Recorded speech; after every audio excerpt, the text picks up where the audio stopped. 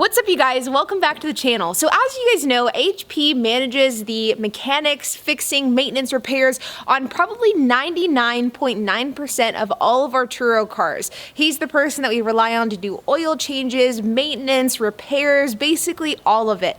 But many of you also don't know how HP got to where he is today, how he learned about cars, how he got into cars, and how he taught himself to be our Turo fleet mechanic. So we thought that today would be the perfect time to dive into that, so that if you guys want to start doing this with your own fleets, you have a better idea of where to start. Hey guys, for those of you that don't watch the channel, my name is HP. I'm Aubrey's fiance and we've been together for about 8 years now. So watching the channel, you'll see that Aubrey and I own an 18-car car sharing fleet where I serve as the operations side of it. I do all of the maintenances, all the oil changes, tire rotations, and keep record of everything.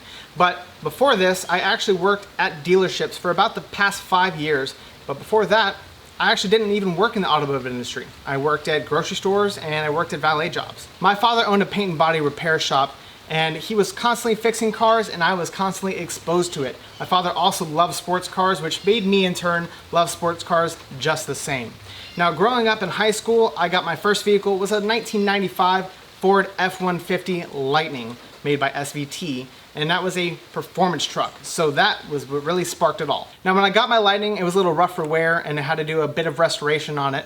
And then after that, I bought a new 13 V6 Mustang. And then after that, I had our 15 Focus ST, which you can kind of see in some of our early videos as well.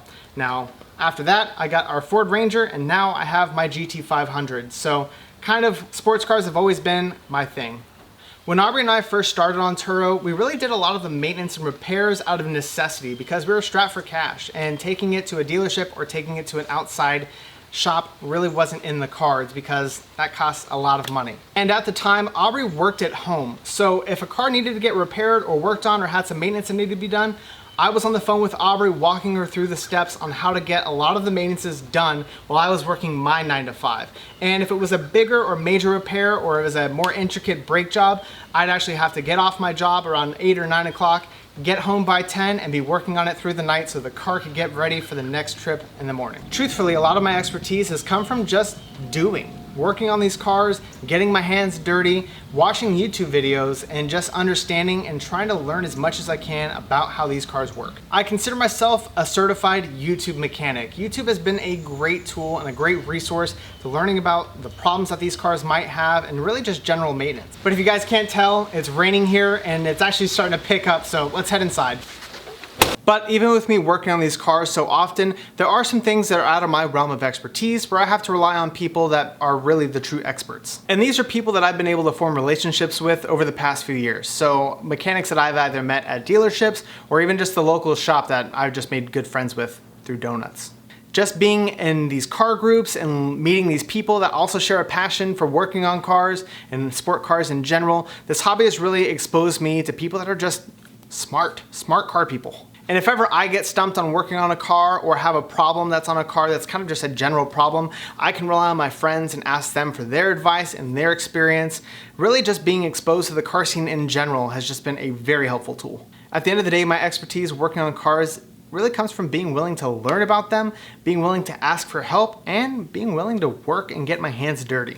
If you're someone that is interested in working on cars, but you're not really sure where to start, to be honest, just look at your own personal car. Your own maintenance handbook that's inside your glove box that comes with the car has a wealth of knowledge on how to maintain that car itself. Cars are meant to be worked on by their owners. And if you don't have that, check on YouTube. There is thousands of videos for your specific make and model of vehicle and how to work on them and do simple things like oil changes, tire rotations, really simple, easy, maintainable stuff. And a lot of this knowledge really compounds on one another. Learning about how to do oil changes and how to do brake jobs on one car really translates to other vehicles as well. And once you start doing that, you start branching out, you pretty much know as much as I do in a very short period of time. My best recommendation really is to start small and then build off from there. A lot of people want to jump into cars and they want to take an engine apart. It's not always about that. Doing the simple things like oil changes and doing them correctly is definitely what gets you there.